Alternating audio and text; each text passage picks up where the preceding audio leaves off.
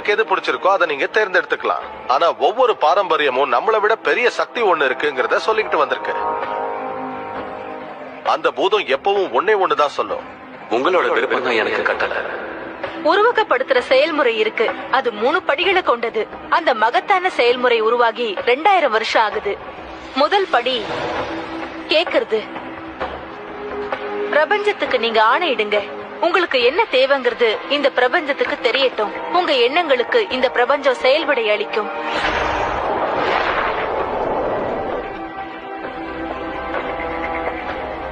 உங்களுக்கு உண்மையிலேயே என்ன வேணும்? உட்கார்ந்து ஒரு காகிதத்துல உங்களுக்கு என்ன வேணும்னு எழுதுங்க. அத நிகழ்கால வாக்கியமா எழுதுங்க. ஒவ்வொரு வாக்கியத்தையும் என் மனசு மகிழ்ச்சியாலேயே நன்றி பெருக்காலேயே நிறைஞ்சிருக்கு ஏன்னு ஆரம்பிங்க. உங்க வாழ்க்கை ஒவ்வொரு விஷயத்திலயும் எப்படி இருக்கணுங்கிறத அதுக்கு அப்புறமா எழுதுங்க. இது ரொம்ப சுவாரஸ்யமானது. இது பிரபஞ்சத்தை பொருட்பட்டியலா வச்சுக்கிறதுக்கு ஒப்பானது. அந்த பட்டியலை புரட்டி எனக்கு இந்த அனுபவம் வேணும், அந்த பொருள் வேணும், அந்த நபர் மாதிரி ஒருத்தர் வேணும்னு நீங்க கேட்கலாம். பிரபஞ்சத்துக்கிட்ட உங்களுக்கு தேவையான விஷயங்களை நீங்க கேக்குறீங்க. அந்த அளவுக்கு இது ரொம்ப சுலபம்.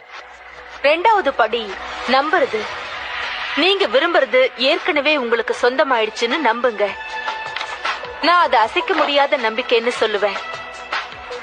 அது கண்ணுக்கு புலப்படாதது மேல இருக்கிற நம்பிக்கை.